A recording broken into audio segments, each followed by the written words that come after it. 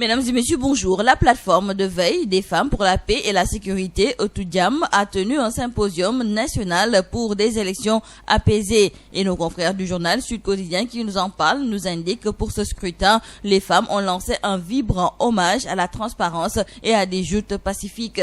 Elles veulent aussi instaurer un dialogue dans le but de pacifier le partage du pouvoir pour les élections. Et sur cela, elles comptent utiliser les médias pour véhiculer leur message. Et la plateforme de veille des femmes pour la paix et la sécurité s'est particulièrement adressée aux femmes et à la jeunesse ayant l'âge de voter par la voix de sa présidente d'honneur Binta Diop. Et l'envoyé spécial du bureau de la Commission africaine pour les questions femmes, paix et sécurité a particulièrement insisté sur la contribution électorale de la gente féminine avant de faire savoir que les conséquences de la violence ont toujours des retombées sur la femme. Et restons avec nos confrères du journal Le Sud Quotidien. Et c'est pour parler du 3e jour de campagne. Modou Diagne Fada, nous disent nos confrères du journal Le Sud Quotidien, tête de liste nationale de la coalition Manko Yeesal Sénégal, était hier à Kaffrine. Il a appelé à faire des investissements consistants pour renforcer la surveillance épidémiologique dans le Ndoukoumane. Nos confrères du journal Enquête nous parlent aussi de cette 3e jour de campagne avec ses mobilisations tout azimut. Nos confrères nous parlent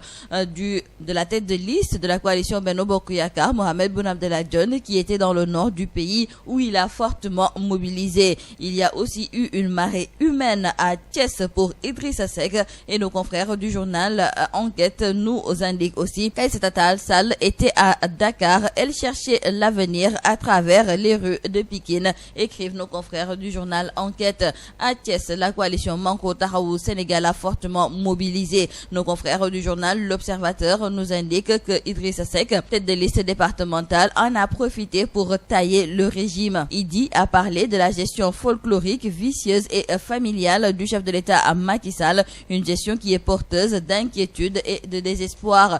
Dans le journal L'As, nos confrères reprennent aussi les propos d'Idrissa Seck qui accuse Macky Sall et son régime d'être incompétents et aussi des corrompus. Le leader du Rewmi a déterré le dossier du pétrole et du gaz. Et justement concernant ce dossier, rappelons avec nos confrères du journal Vox Populi qu'il a été à l'origine du départ de Thierno Alassane Sall. Et ce dernier donc, en froid avec le président Sall depuis son limogeage, a demandé à ses militants de voter pour la liste de Manko Taxawu Sénégal. Selon nos confrères du journal Vox Populi qui nous le font savoir, Thierno Alassane Sall a rencontré hier ses militants de la commune Est au niveau de sa permanence et il leur a demandé de travailler à faire gagner la coalition Manko Taxawu Sénégal. Pour dire que l'ancien ministre de l'énergie a ainsi répondu favorablement à une vieille demande d'Idrissa Seck qui lui avait demandé de venir travailler avec lui. Maintenant, reste à savoir si Thierno Alassane Sall a rompu les amarres avec Macky Sall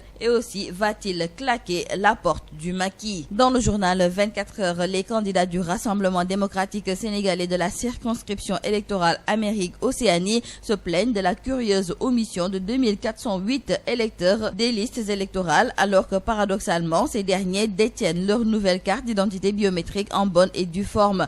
Absents des listes d'émargement, ils ne pourront ainsi pas voter le 30 juillet prochain, bien qu'étant détenteurs du nouveau sésame. Et nos confrères nous indiquent donc que la Sénat est interpellée au premier chef pour que toute la lumière soit faite sur cette affaire. Et toujours concernant ces élections législatives, nos confrères nous indiquent qu'aux États-Unis, Dambabou affronte le frère du ministre de l'Intérieur, Abdou Diallo. Et l'on reparle avec nos confrères du journal Walf Quotidien de ces milliers de personnes drainées par l'ancien président dans les rues et ruelles de Dakar à son retour de Versailles. Nos confrères du journal Walf Quotidien nous indiquent que cette marée humaine n'ébranle guère le parti au pouvoir et c'est du moins l'avis de la présidente des femmes de Benno Bokk Yakaar, Marième Badiane, en visite de proximité hier chez de grandes personnalités de la commune de Mermoz Sacré-Cœur, a minimisé la foule immense qui a accueilli et accompagné Wade de l'aéroport international Léopold Sédar Senghor à la permanence du Parti démocratique sénégalais.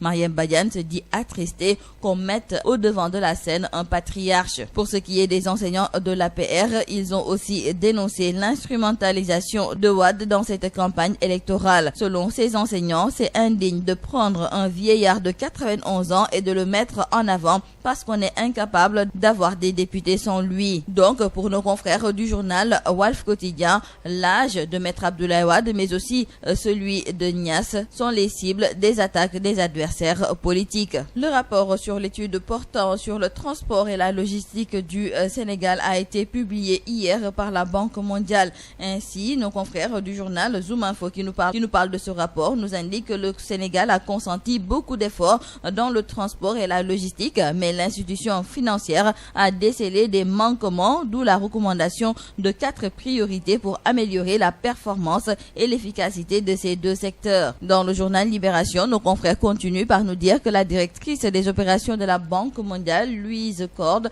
a affirmé que le train express régional et Air Sénégal ne sont pas nécessaires. Cette sortie s'explique par le fait que le Sénégal a tenu tête à cette institution qui voulait que la place du TER la relance du Dakar-Bamako. Et nous terminons par nos confrères du journal La Tribune qui nous raconte cette horreur à Rufisque. Un homme de 55 ans a été retrouvé égorgé à Dangounor à Rufisque. Et pour l'instant, nous disent nos confrères, c'est le flou total sur les circonstances de la mort de ce dernier et aussi sur le mobile de cet acte crapuleux. Le corps de la victime a été acheminé dans une structure de santé. Une enquête a été ouverte. C'est tout à vos journaux et très bonne lecture.